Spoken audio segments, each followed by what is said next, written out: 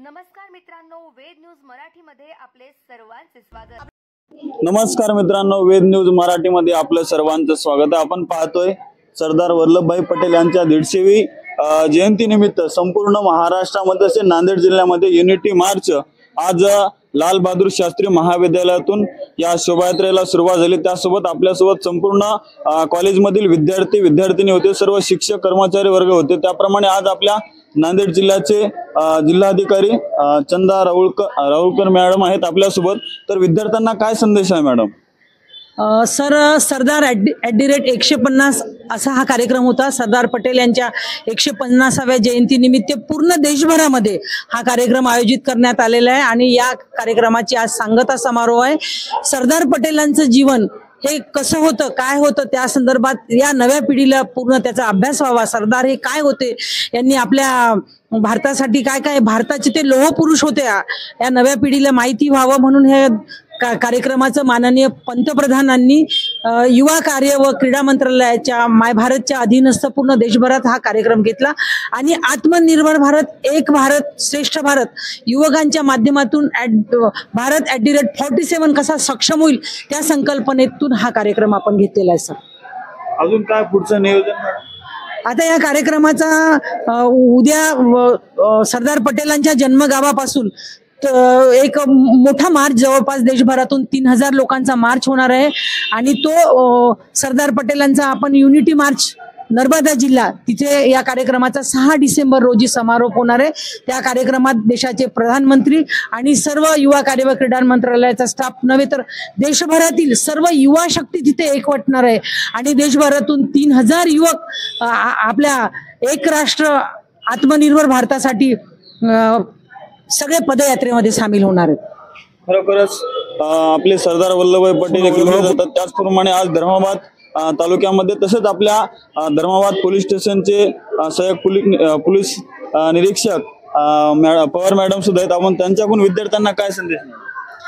विद्यार्थ्यांना हे सांगणं आहे की आपल्या भारत देशाची राष्ट्रीय एकता ही कायम अखंडित राहिली पाहिजे, त्या अनुषंगाने ह्या कार्यक्रमाचे आयोजन करण्यात आले होते। धन्यवाद मॅडम। आज अतिशय सुंदर असा LBS कॉलेज पासून महाविद्यालयापासून कार्यक्रमाला सुरुवात झाली। आज पोलीस ठाण्यामध्ये या कार्यक्रमाची सांगता करण्यात अतिशय याच्यामध्ये सर्व सामाजिक कार्यकर्ते, शिक्षक वर्ग आणि सर्व पोलीस कर्मचारी विद्यार्थी होते। अतिशय उत्साहात आजचा हा कार्यक्रम संपन्न झाला। शास्त्री शाळेमधून गेल्याच 31 तारखेला आपण लॉंग मार्च पण घेतला होता। सरदार वल्लभभाई पटेल यांच्या जयंतीनिमित्त जे कार्यक्रम सुरू आहेत, आपल्या भारतभर कार्यक्रम सुरू आहेत।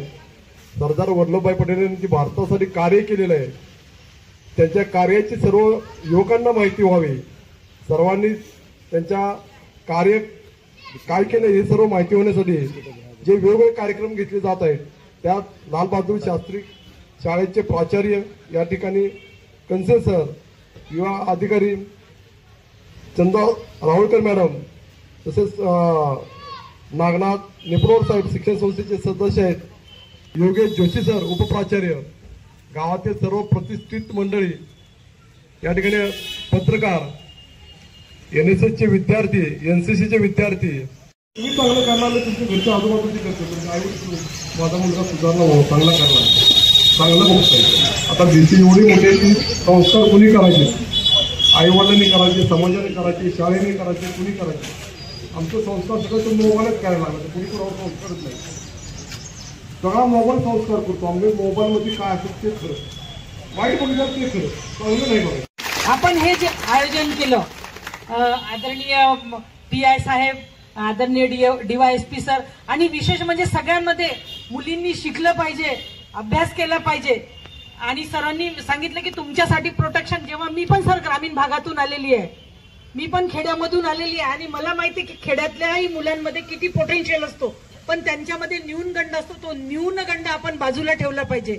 मी 94 मध्ये UPSC ने आली, 33 इयर्स झाले माझ्या नोकरीला आणि महत्वाचं म्हणजे सर, मी स्वतःला बाई समजत नाही तर मी स्वतःला बाई माणूस समजते आणि इथे सगळ्यांनी समजलं पाहिजे।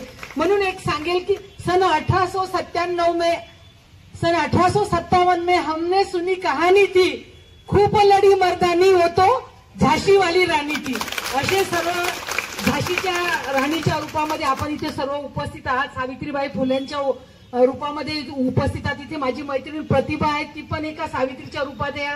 या सर्व माझ्या भगिनी, सर्व अधिकारी, सर्व माझे पोलीस बांधव. मी एसपी साहेबांच्या शेजारीच राहते. मी सकाळीच उठले की साहेबांचं डोकं खाते, सर आपने को ऐसा प्रोग्राम करना है, वैसा करना है.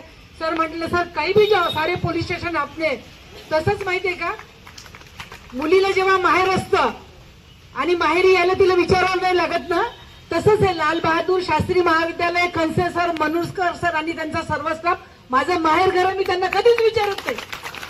फक्त येते आणि सांगते सर असं असं करायचं आपल्याला, मला हे पाहिजे, मला ते पाहिजे.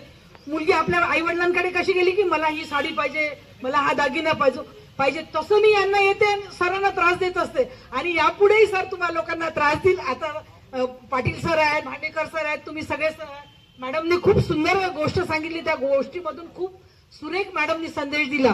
आणि पोलिसांच्या वर्दीमध्ये असे कथाकार, असे कवी हे पण आहेत.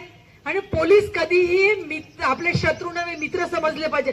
आणि जसं आपण आपल्या आई वडिलांना जसे असं तसे ताज्या घडामोडी पाहण्यासाठी व आपल्या परिसरातील बातम्या प्रसारित करण्यासाठी आजच आमच्या चॅनलला सबस्क्राईब आणि लाईक करायला विसरू नका. संपर्क करा वेद न्यूज मराठी, सिद्धेश्वर मठपती, मुख्य संपादक.